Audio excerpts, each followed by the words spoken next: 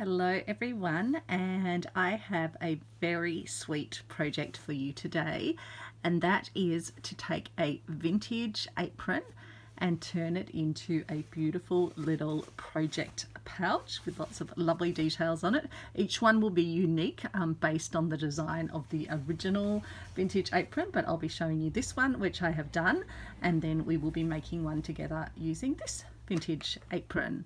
So this is the one that I have completed. It only took me the time that I was in the car yesterday going out on a day trip and coming home to get most of the stitching done, and in fact I got everything done in the car that I could, and then I just did the final detailing with the little buttons when I got home. But let me give you a look at it in practice. So it's got this little button down here which is what this little plaited thread wraps around, and then I put a little bead at the bottom and left the little tassely ends of the perle thread. This is then attached up to the fabric up here, and then I put a covered button, a vintage covered button over the top of it just to again create some lovely details. This is a little porcelain or ceramic glazed little button, very sweet. I've got a whole basket of them. So see if you can work out how the apron sort of fits into this design. I've kept the aprons entirely in their original form. I haven't cut them at all. And so the wonderful thing down the track is if someone wants to sort of reclaim the apron from this design, they absolutely can, and it will still be entirely as it was. So that was kind of my challenge. I didn't want to be cutting into these beautiful vintage aprons. I kind of want to preserve, in this particular piece, preserve these aprons. If you get ones that have damage and things, yeah, absolutely. Harvest fabric from them. My dear friend Sally from Dotty B Vintage, she loves getting the ones in the UK because they're sort of her version of feed sack type fabrics.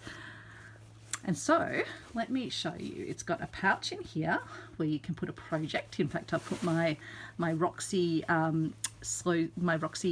woven fabric panel in there, so that goes in there, or whatever you want to put into your pouch. So I'll pop that back in so you can kind of see what it looks like when it does have something in it. So that just pops down into the bottom section. And that's just an open pouch at the back. Now I was thinking you could put a zip on it, but because it all folds over and then gets held in place with this little closure, I don't think it needs a zip. So it's got that bigger pouch, and then at the front it's got another sweet little pouch here.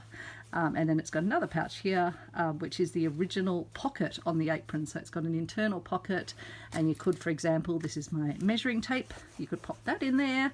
You could have some threads popped in here. So you wanted your nice yellow thread, and then when you're ready to take it traveling, if you're going off to a class or going in the car like I'd like to do, you wrap your little thread around, and then this bit, which is the original apron sort of belt, the bit that you tie behind you, this bit goes around to the back. And look at this sweet little bow detail I've created, and I did that so that it would kind of, once it was fully stuffed, I had some extra length left in my apron ties, so I created a little bow just by gathering up the fabric and then gathering up the fabric that way. A bit of my Nana's rickrack over a green fabric just to kind of bring out the green colours from the design. So that is the pouch. I just think that's incredibly cute. The other thing is it can actually hang in your craft room if you want to. Just use it as a sort of a hanging pouch. You could put it over a coat hanger, and then you'll be able to reach and get everything that you need out of it. And just keep it on display that way, because I find if your projects are tucked away, you're likely to forget about them. So I like to keep mine in display. I've actually got another storage way on my desk using an old scrapbook set of shelves, which I'll show you in another video. I've just got to clean up the area in front of it, but I love this idea as well because I do have some places I can hang things. So, oh, and this has got a sweet little chili pepper, also one of those ceramic buttons on the back, because I figure when it's hanging up in your room, you'll see that on the top because the bow actually goes to the bottom. So yeah, really fun design. And so I'll be showing you a version of this, but as I say, each apron is actually a bit different. So let's just put this one back to the way it was. So just a simple wrap. I love doing these little wraps because they give you some flexibility about if it's not as filled, you can actually wrap it a bit tighter. And originally I was wondering, do I keep the trim on it? But I did want to keep the apron intact. And I'm really happy because I just love seeing the little sort of, flashes of colour, etc. I just think it's really cheery and happy, and I'm going to love using that. And you can actually also, when it's got its handle up, you can actually tuck it over your arm and just carry it under your arm if you were carrying it in a class and didn't want to tuck it over this way. So this is an apron. And it's the same sort of theory, except we're not going to be sort of folding it over as we did the other one. But let me take it apart and show you how it all comes together. So here we have our apron. So top of the apron, our apron ties. Let's take that bit of fluff off it. We've then got our bottom of the apron, and this one has a lovely scallopy design. It's really nicely finished. It doesn't sort of have raw edges, so that's something I'm observing, and this will all influence what design you sort of go with, but hopefully a similar theory will work for you. So the first thing I'm going to do, and that you would do, is fold your apron in half. The other thing to have a look at is where the pocket is. Ideally you'll want the pocket not in the middle. You'll want it at one of the sides because we're folding it in half this way across. So you're basically going to match these two bits together up the top, and it doesn't matter that this is a twisting thing. I think that's all going to just add lovely sort of dimensions to it. And then we're going to work out how we want it, how far we want it to come up and how we want it to fold. So if I was doing it like this other one that I created, let me just undo it again for a seckie. You'll see I folded this bit up and then I folded it over because I had this extra sort of flounce and I didn't need that all the way up to the top. Whereas on this one, I originally thought, oh, do I do it like this? But then I found that that pocket wasn't enclosed, and I thought, no, I can actually make a bigger pocket and I can actually leave this one open because it's beautifully finished. There's no raw edges. They've put the binding on. There are no raw edges down here either. So I thought that's going to be a perfect additional bigger pocket on the outside. And I think if I stitch right up to here and right up to here, it will hold the pocket well enough. And it doesn't matter that it kind of has a bit of a twisty design, because once you get something inside and get it sort of lifting out, it's actually going to sit really well, I think. So let's just pin how we're going to have it. So I think I'll just leave a tiny sort of line of this fabric down here. And luckily we do have the lines that are in the fabric, so we can kind of use that to get ourselves sort of semi-straight. So let's just pin it back together so you can see how it comes together. But this would be the point where, depending on your apron, you can decide whether you do a tuck down or whether you bring it up. If your pocket was in the wrong spot, you could always relocate it without, I guess, interfering with the integrity of the apron piece. So that's just a thought. And so then, yeah, we'll be eventually doing stitches that take us right up to there and right up to there. And then with the, what would be the area that goes around the waist to tie normally, we are going to use that to make the bit that wraps around the back of the pouch. So I like to lay it out like this. And again, we'll be doing that later when we come to actually stitch it. But essentially to work out which way it's going to go on to the piece. And I think this one's got a really sweet effect. It's still finished on both bits, but I think I'll be able to have it come on and be a feature actually onto the piece with that lovely little sort of V shape. And I think I'll have it come over about there. So even though this will be kind of coming down and you've got this interesting detail, and then I'm thinking that we'll put some buttons onto here. So let's have a looky. This is my beautiful little pouch that I made in a recent video. I've got some thread out. I've got some of Nana's rickrack because I'll probably incorporate that as well. I've got a clip that I don't need. Oops. And then I've got some buttons and beads. Now, if you love buttons, you'll have to tune in for another video where I will share the contents of this vintage button bag that I got online through Facebook Marketplace. Just have a little peer in there. I'm just doing that as a teaser. But yeah, there will be a video and we'll sort through and we'll put them into my button jars. I might need to expand the size of my coloured button jars. So I've got some bead pieces out of my bead stash. I've got a clip that I don't need. And then I've got some beautiful buttons in the sort of colours, so the greens, the pinks. So yeah, I'm thinking this will come over something like that. So in fact, I do need one of those clips or two of those clips. And we can kind of, yeah, come up with the exact sort of adjustments or the exact positioning at the end, but something like that. And then I'm thinking I will put some buttons on to make a little button collage. And in fact, that might be where we actually start, I think, because it'll be easier to put them on before we've started to then stitch the sides, etc. So we might, yeah, start with the button collage. So I've got yellows, pinks, greens and blues, and all different, and they all came out of that bag. I thought, yep, why not delve in? Don't think I'll go with that side. In fact, I don't even know. I feel like I might need another yellow. I'm not loving that one for the yellow. It's not a sort of a clean yellow. So let me have a little diggity dig. Not as many yellows, it's funny. Maybe they're just hiding from me. It's two if we need. Oh, there's an interesting one down there. What are you? Quite sweet colour, very vintage colour, that one. Dragging buttons up from the bottom. Oh, there's a nice one. That's one of those sort of moon glow ones. Doesn't sit flat though, which I was kind of hoping to get the flatty. Those ones are quite good in that you can put them inside a Suffolk puff and they'll sit well. Oh, there's a bigger something down there. No, that's more of a yellowy orange. Oh, there's a nice little one here. What's that one like? Oh, that's quite sweet. It's got some lovely little lines in it. Something down there. Oh, nice one. Okay, I think I'm happy now. I do think I've got enough of the yellows. Oh, and I was also thinking I would have this little bird probably over here, if you can see that.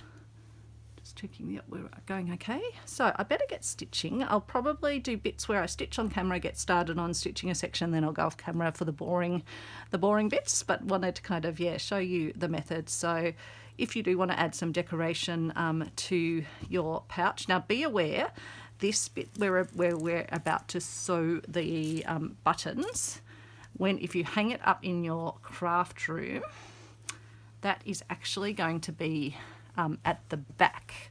So you might also want to put some buttons on here so that if it's hanging up, it's at the front. So I think we'll actually decorate both sides. So let's start by doing that. I probably don't even need to leave the other bit pinned together because we've talked about the theory. So let's start off with doing some button decorating and thinking about each side kind of having a balance of buttons. So I might just use a colour that is similar to this as the centre of them. So let me grab my threadaroos. I think that could be quite nice, and it's a variegated, so it'll give me just slight variation. And I do like stitching with those Olafil threads, so we'll give that a go.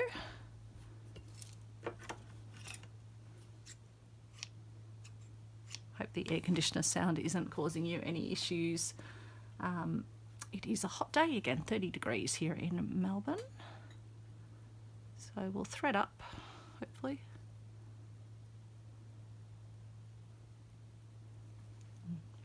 I need to cut that end. If it doesn't work at first, either try the other end of the thread or the other side of the needle. We'll try the other end. It's funny like that. But when I started out sewing, I never thought to kind of, yeah, try the other side or the other end of the needle. There we go. I think we got it. Hopefully we're not massacring the thread. No. And then we'll put a knot in. So let's start with this side over here. Goes that way, and so I'll just hide the end under the button, the first button that's going to go on, and I'll just stitch so that I'm not going through to the back. Not that it matters probably too much, but if I can avoid it I shall. So I'm just keeping my finger behind and then just popping. Might bring you down a bit just so that I can see what you can see.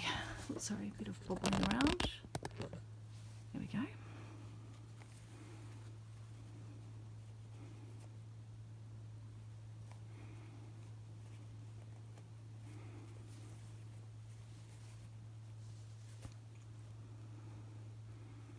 And so yeah, I'm just popping through the top layer of fabric. Again, doesn't matter probably too much. If I can do this, I will do it. Great. Then we might pop up and put another one on. Just bring all my buttons over so I can see them. We can always delve for a few more. I might put a greeny colour over there. So I'll probably just, I might put a knot in first here, and then I'll just pass the thread over inside the fabric if I can. Oh no, it might end up being easier actually just to tie off and then come through again, I think. So I'll put another knot in, and then I'll just snip it off. I probably don't need my huge scissors, but they're the ones that I can see. I think I've lost, oh no, there's my other little ones. They're just underneath my piece of neutral fabric.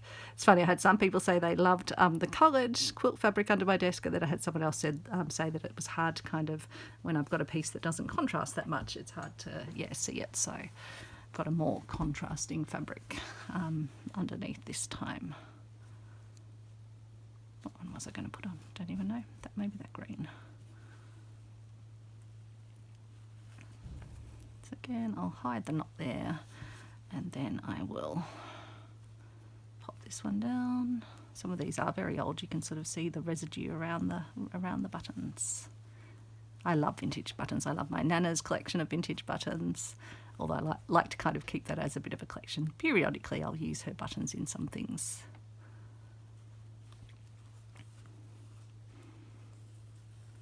I love that it's still in the original collection of storage trays that Nana had in her craft room, well, in her sewing room, because Nana was a seamstress.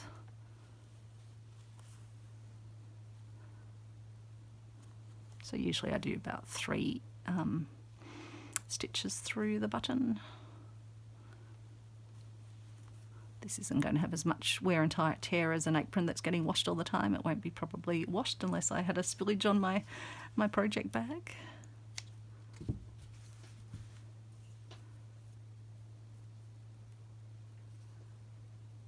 I've just been watching the lovely Kate Stitches, Kate Treek. I don't know if I said your surname right. But yeah, new to YouTube videos, so check her out if you haven't. I'll include a link to her channel below, as well as some of my other lovely favourite stitchy folks. So let's just put a nice yellow on. I just think this is going to add some fun little extra detailing in that sort of vintage vibe, which we like. Well, I like. I'm assuming if you're watching, you probably like a bit of vintage vibe as well.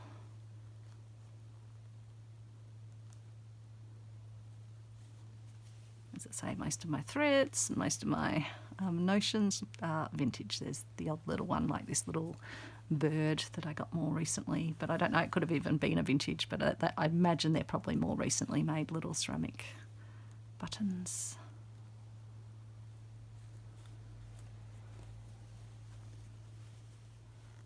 Okay, and then we'll tie that one off.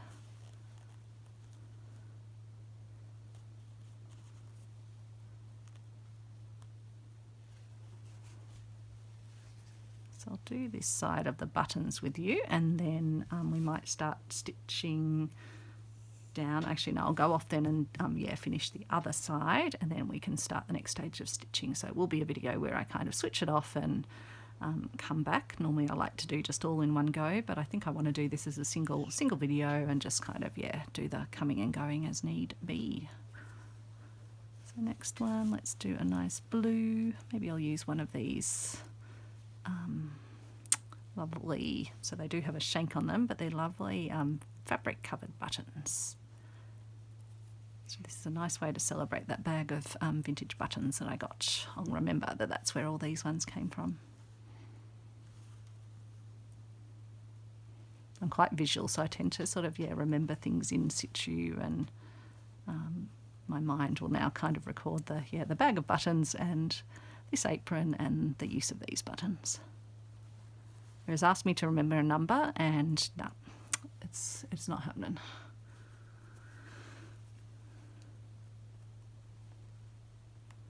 It is not happening. Whereas my dad can remember every phone number he has dialed, which is pretty amazing. And amazing that I missed that gene entirely.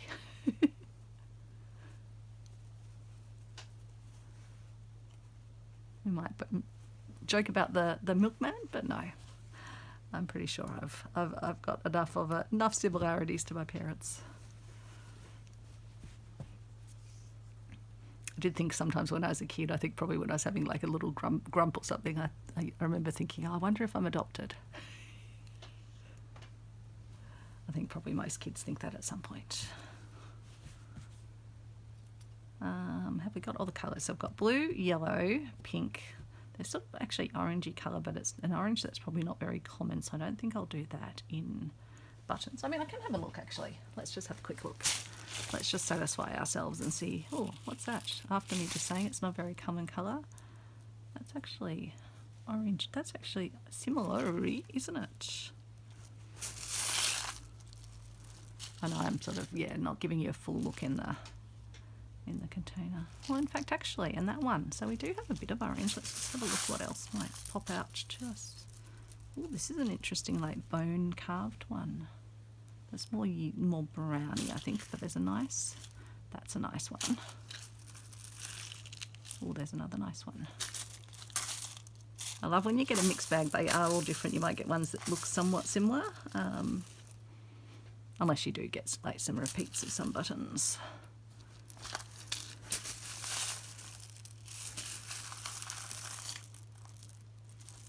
Oh, there's another nice one. Let me see if I can catch it. Okay. Again, I'm going to say, put the buttons bag away, Christine, otherwise you'll get lost in there. So where were we up to? We've done that one, and we're going to do an orange one. Which one do we want? Seeing I've got two that are similar-ish. Maybe I'll do this one over here, but then maybe I don't actually need that many more. Okay. Oops. And so if you're looking for some other lovely stitchy videos to watch, definitely check out my friend Sally from Dottie B, Christy from So Bits Christy. Got to check if my friend Leanne from Leanne's Crafty Cupboard, if she has done a video recently. And then there was Kate, who I was mentioning, and then there's Kate in the Nest. And then there is my friend Creepy Crafty Cutie. I think I'll just have to start putting a big list. There's my friend Annie from Arty Farty Annie. There's Tori from Cool Kooky Creatures. So I think I'll start a bit of a list of all of the regular slow stitchy folks that I watch, and start putting it below my video. There are of course the Roxy sisters, so Sarah and Rachel, who do the fantastic Roxy projects that I love taking part in. And there is Becca from Willow May. I don't know if she has designs at the end of her name. That's why I need to put them under the video, because then I'll get their names exactly correct. And there is Juanette from Juanette's. Am I wanting to say craft? No, but that's Leanne's Crafty Cupboard. I will put Juanette. It's got Juanette in the name. So I'll put that under the video too, in the more section below the description. Who else? Have Haven't seen a video from Tia for a while. Okay, what colour next? We've kind of done the greens, haven't we? Maybe I'll go back to a pink. To a smaller pink, maybe? Yeah. It's really kind of random, so it doesn't actually have to repeat in the same order or anything like that.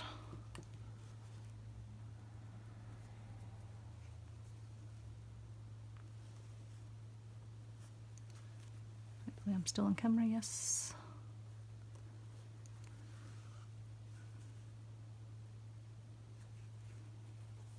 So I'll probably go off at some point here and come back and show you with all the buttons stitched down.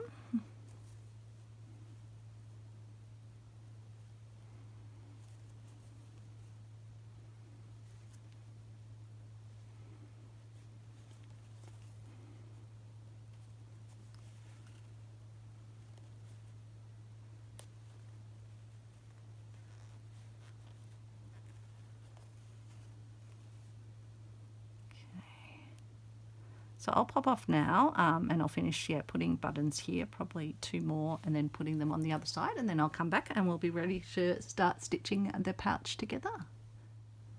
Okay, so I have finished sewing on my buttons. So on this side I have gone all the way over.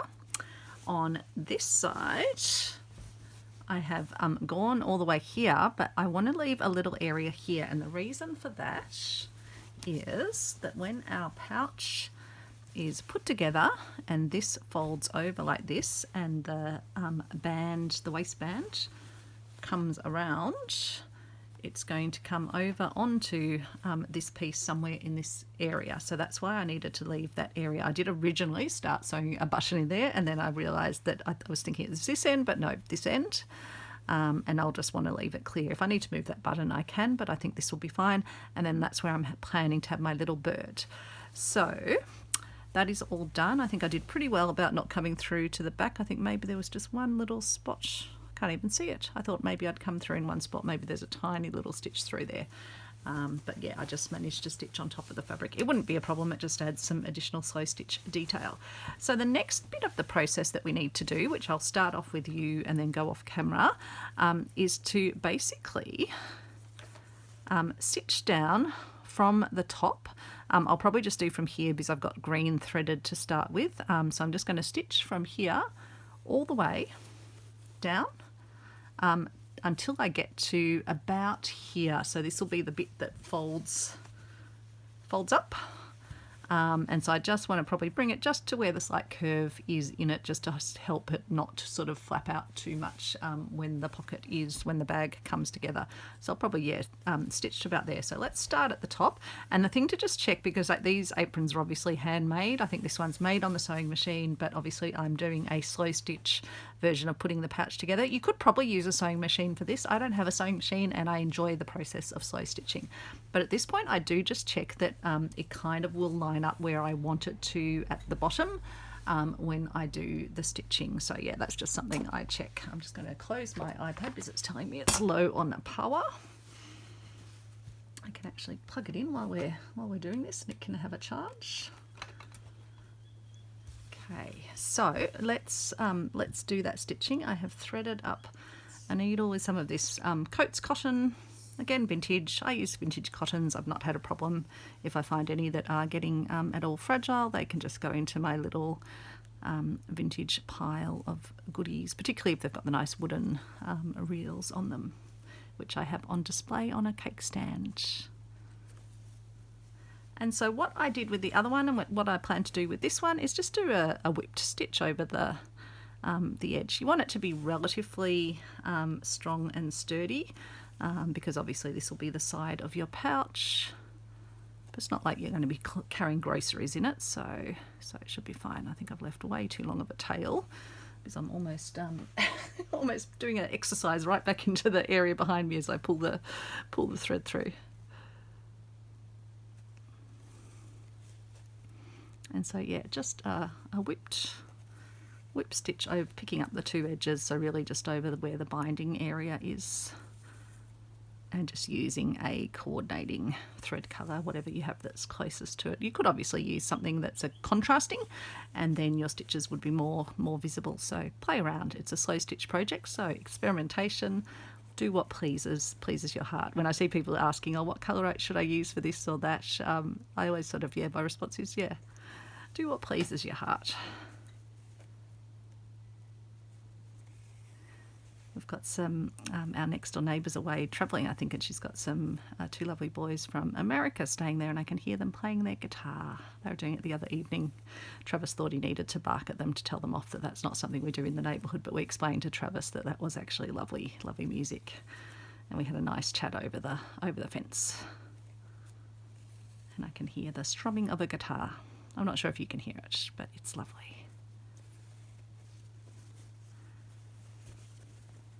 And if you didn't want to have stitching on the outside, you could obviously turn it inside out and stitch, but I don't enjoy that as much. So again, I kind of go where my stitching pleasure takes me. So we literally are going to go all the way down this side, just doing these stitches. If you need to tie off, you can just sort of, tie off and then get a new piece of thread. You can do your stitches sort of, like you can see I'm doing these quite close together because I do just want it to make a really sort of good seam edging that's got a bit of strength in it, just so that if I am stuffing a project in, the seam won't pop or anything. And a nice sharp needle. It is good periodically to change over your needles if you find you're getting ones that feel a bit blunt. So I'll keep going down this side because it is, as you can see, it's going to be quite a distance to stitch down. It's all the green binding, and then, as I say, I'll stop once I get to the bottom area because this area is going to be a pouch, so we'll be leaving that one open. If you were doing like my other one and that was going to be flipping down and not being a pouch, you could always, if you didn't want to have these two bits kind of flapping, you could continue stitching and stitch that around like that. But I'll come back once I've stitched down to here, and then I can show you the next step. So I have finished sewing all the way from here with a whip stitch all the way over the edge, all the way down here, down here, down here, down here. So it's all sealed. And the whip stitch just adds a lovely little detail, but gives you a really nice, for this one, which has this beautiful sort of binding on the side, it gives you a great little finishing detail. And that's what it looks like from the inside. So it's just joined beautifully, and the thread that I used has blended really well into the binding. Wouldn't matter though if it was a different colour. It's just going to add stitchy detail. So now the next step we need to do is work out how far up we want our pocket to go. As I mentioned earlier, you might decide, depending on your apron, if it's like one of these ones with a flounce, you might decide to then fold your edge down.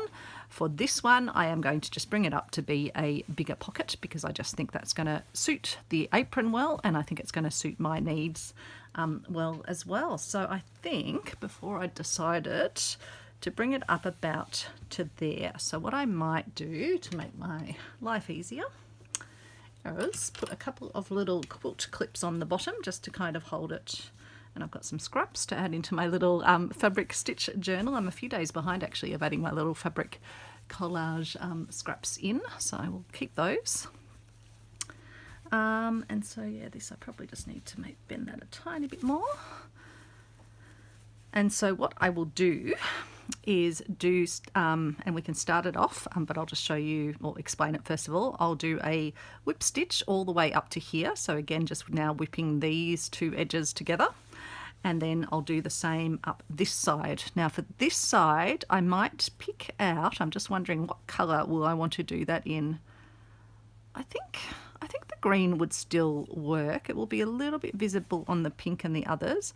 Or I could do it in like a white, but I think because the green's over here, I won't mind having that little bit of stitch detail. So I think I'll probably still use the green thread, but if I start it and it looks strange, I can flip it over. And again, for yours, you can decide what you want to do. So I'll do this side first, then I'll do this side, and I'll go right up to the top up here and then tie that off.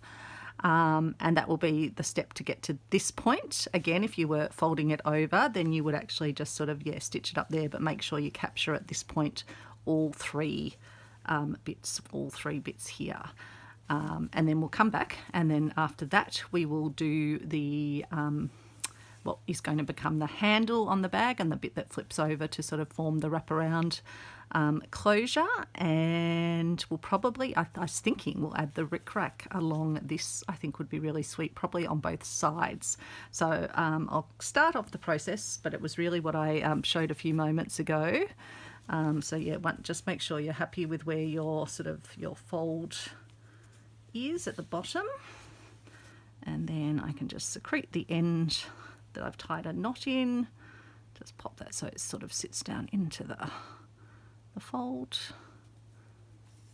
and it's good probably at the bottom just to do a few stitches to start off, just to get it nice and secure, hopefully not catch on your clip. I'll probably turn it around in a moment so that I'm not constantly catching on the clip. So I'll go this way.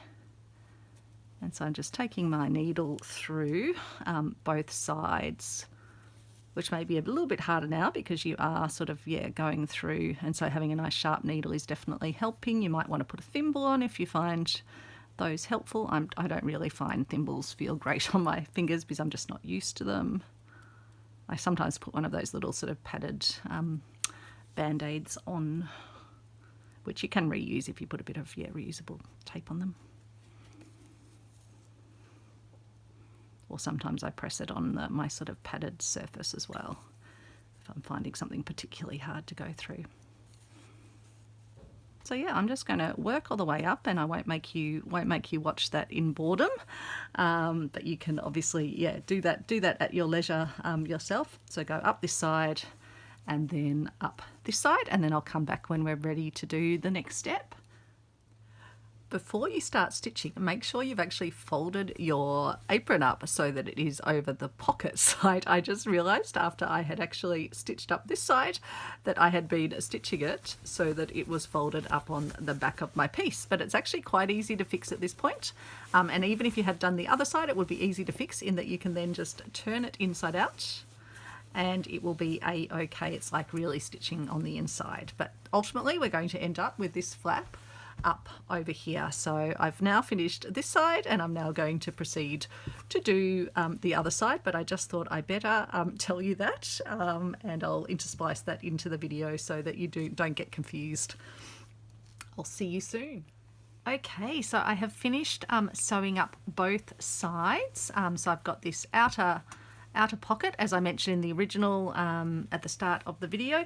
You can also do the fold down version like I did on this one, but on this one I've decided to make a larger pocket at the front, so I will have a pocket here, and little miniature pocket there. So those sides are both done. I actually did end up working on the inside and then flipping it over.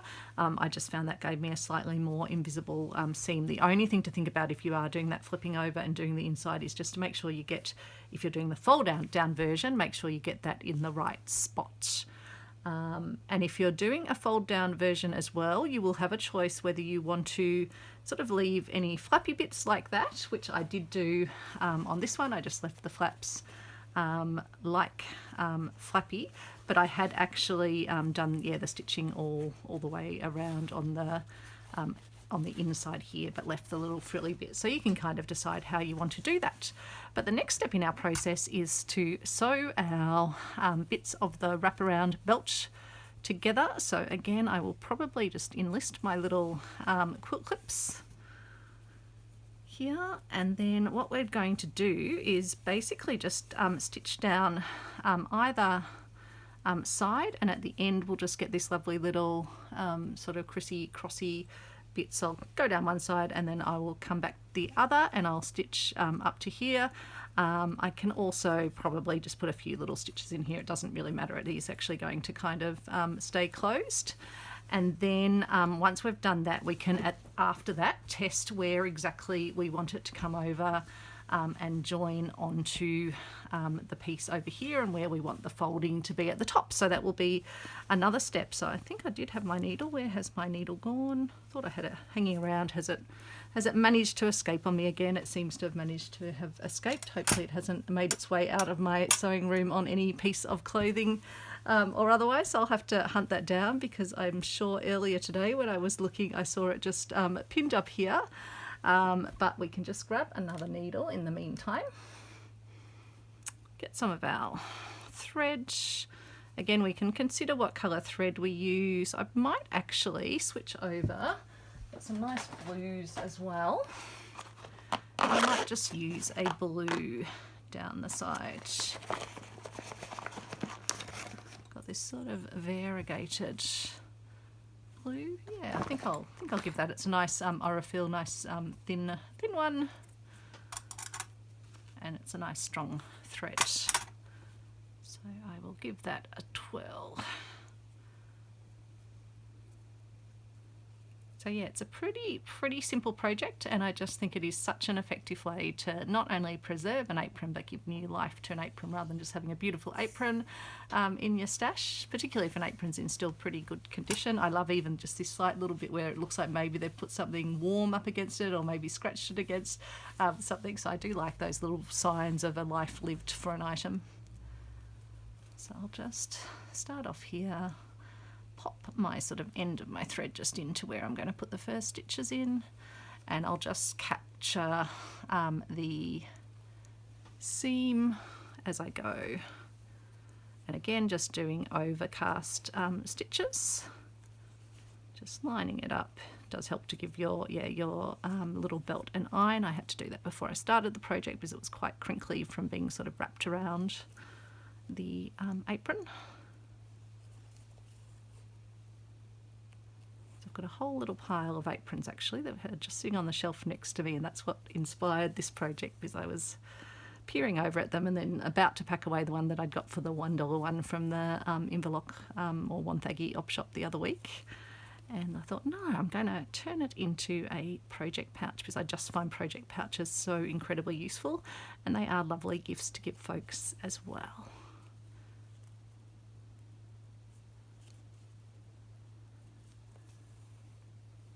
So just, yeah, again, it's just going to be the overcast stitch. I will bring you down just so in case you need to have a bit of a closer look. Hopefully it's not too dark for you. I'll just bring the lights around a bit more. And we're just doing overcast stitching. But again, I won't make you watch the entire process. It's just going to be this all the way down to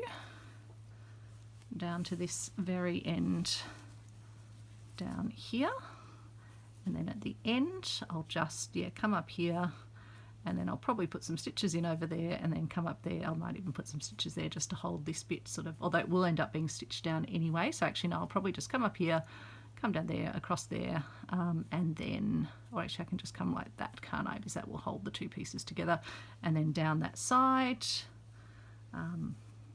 Well, in fact, I'm coming up there, and then that way across, and then down this side to that end, and then stopping there, because obviously this is going to be our back pouch.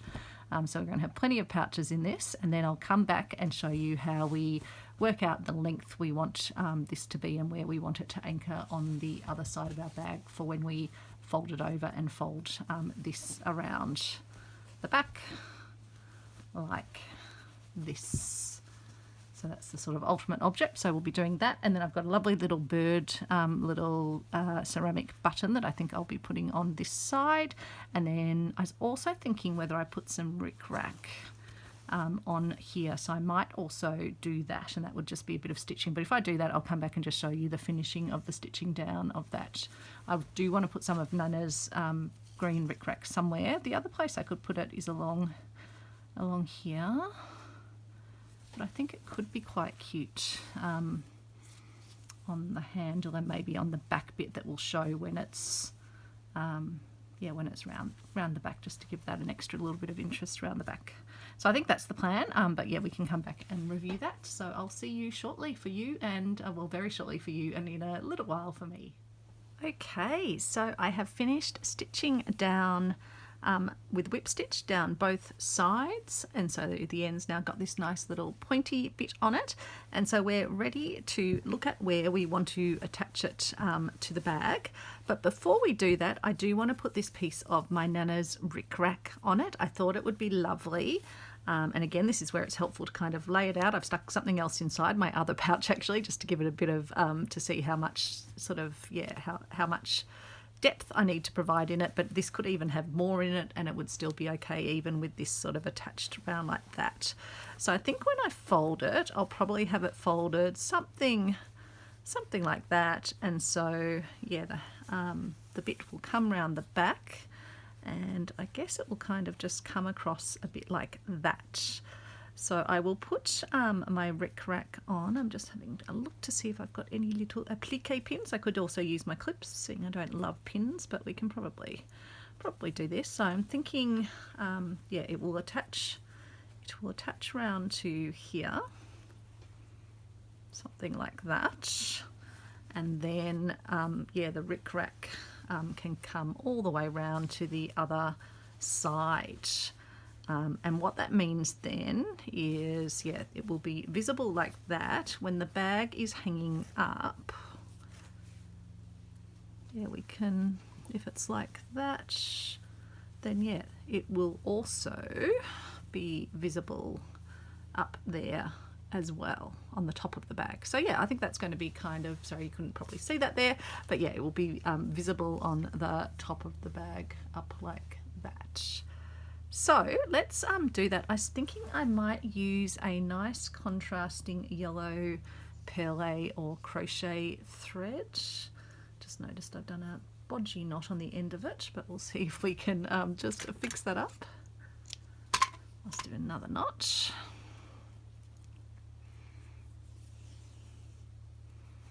And so we could either do a stitch along the rickrack itself, and I am planning to add, from my little pouch of treasures, this little birdie. I've still got my bigger piece. I only used my small piece. I've still got my bigger piece of beautiful weaving to use as the background of one or more of the Roxy prompts.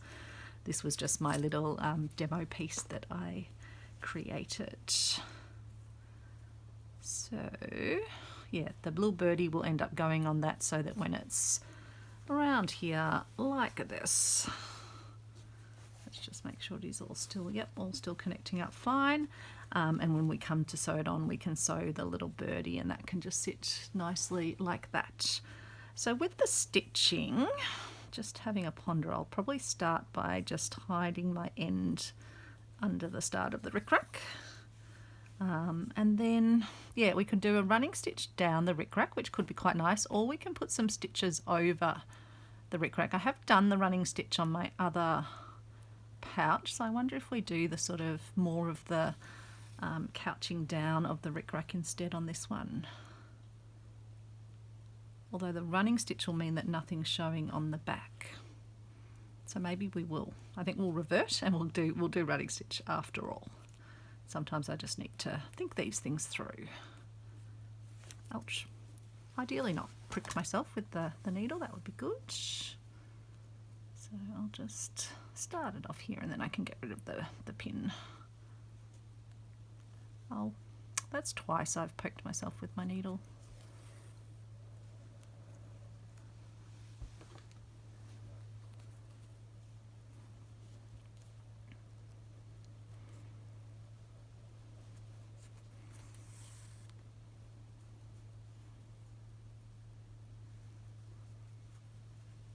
Okay, let's do another one here.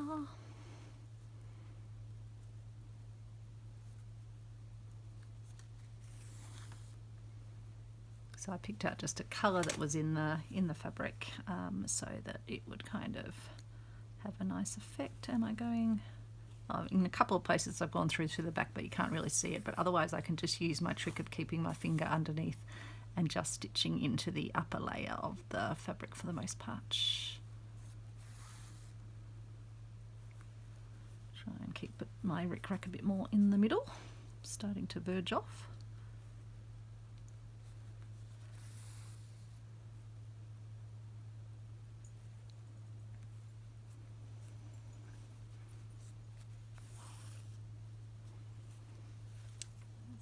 just keep that about there.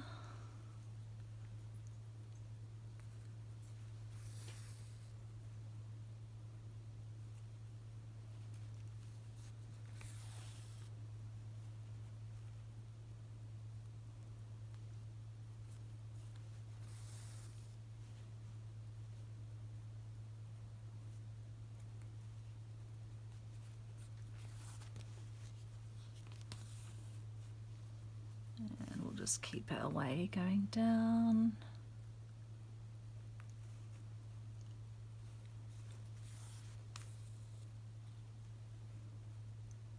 So I won't make you watch the whole thing, we'll just do a bit more of this and then I can again go off camera and get all my rickrack stitched down, and then we can come back and do the attaching. And I don't think I'm going to need to add a button like I had on the other one to sort of put the clasp down, because I'm finding that the fabric with the buttons on it has a nice bit of weight to it. So I will jump off and just finish off doing that all the way around to the other end, and then I will come back in the merest of moments for you. So I'm back and I have finished stitching down my rickrack all the way from this end all the way to down here where it comes in with a nice little gather. So I just put my little rough end and sort of stuck it in there. So now our pouch, we've got our little pocket in there. I've got my other pouch sitting in here just to give me a bit of depth to it, as though the project pouch has something in it. And so now we can work out our final positioning for our little wrappy sash. This fabric I just think is absolutely glorious. It really does remind me of like a feed sack or some sort of fabric. So yeah, I think I'll have it come over about like that. So I've just threaded up a needle just with some of this thin Aurifil cotton, and what I will do, because I don't want to sew the closure on, or sorry, the opening on my bag, because this is the back pocket, I don't want to sew it closed, so I'm just going to come through from the inside so the knot ends up on the inside, and then I'll just attach down this piece. And so while I am doing it, I'll just keep my finger underneath to make sure that I don't end up sewing through to the back. And I think, yeah, I want it to kind of come across, so I'm sort of keeping it like that. I like that the bag has the pouch has a little bit of curve on top when it's like this. And so I'll just put some stitches in, and we need to get a decent number, and then we'll be putting the little bird button over the top, which will be super cute.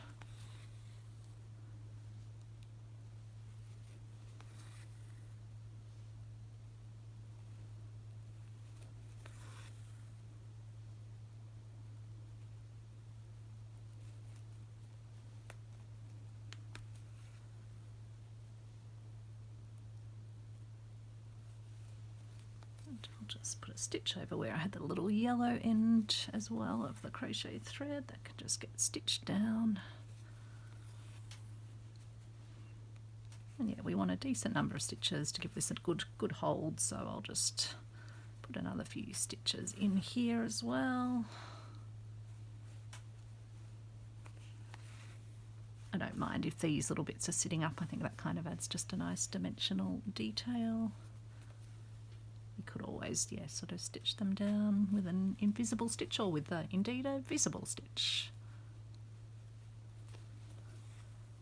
So I'm pretty happy that will hold it well enough. And then let's come through and attach our little birdie. Which, I think I'll do 3 stitches for now and just see how it looks. Again, just making sure that I don't go through to the other side of the opening.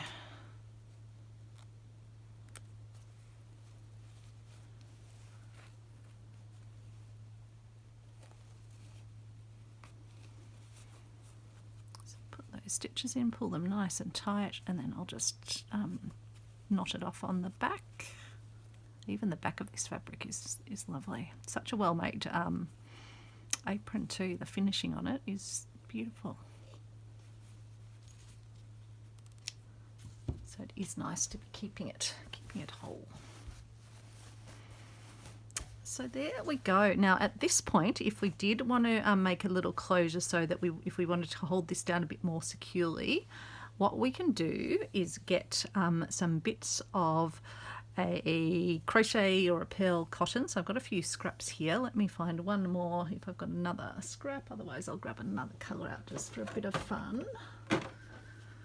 And you can use all the same colour like I did on my other pouch, which I'll show you in a moment, or you can take some different colours. Can I find the end here? Yes, I can. And then you can make yourself a nice little bit of like a plaited multicoloured twine. And so what I would do to do that is just tie myself a nice little end in it.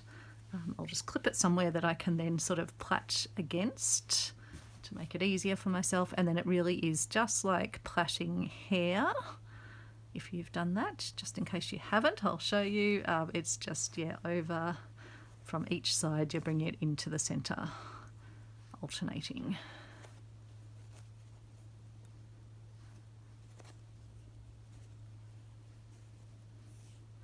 You just want to sort of give it a bit of a tightening up as you start. But yeah, you can do it all in the same colour if that's the look you're after. But if you've got a few different colours in your fabric, it's sometimes nice to use multicoloured. If you wanted a thicker one, you could use wools, for example. But I find these are just a good thickness and strength to be able to then just wrap around a button as the closure, which I will show you. In fact, on this one you could do it the reverse. You could have your little thread attached down here and then wrap around up like that. So I might show you that version. But on this one, I think because I feel that the closure is sort of heavy enough with the buttons on it that I don't think I'll need to put an extra little wrappy thing on.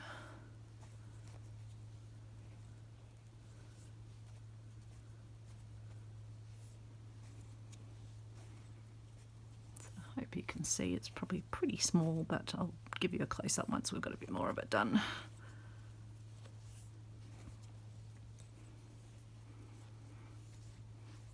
I just discovered some old videos from my friend Denny on here. So Denny, I didn't know you'd been making videos a while back, but you've got a great tutorial for putting a zip in a pouch. So I was just enjoying watching that.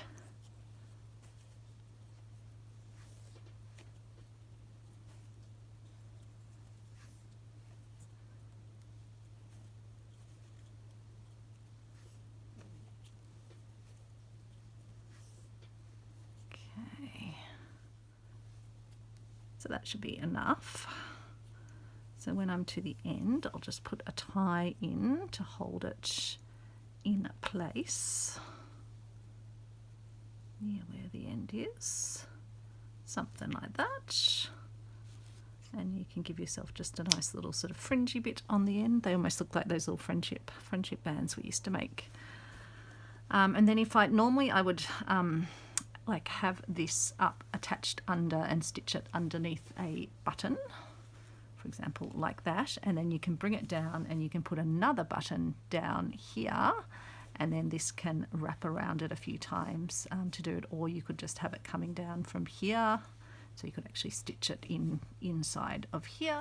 In here, my prototype, I've got this little plaited, and this one's a little bit thicker because the crochet yarn I used was a thicker one, and then I've just got the little bead on the end, and I've just attached it underneath that fabric covered vintage button up there, and it just wraps around this other little ceramic button down here. So that's just another option. But for this particular one, let's put our pouch back in here so we've got a bit of substance in our pouch. So for example, we could have that in there. We could put our scissors in the little pocket. What else could we put in? We could put some of our threads.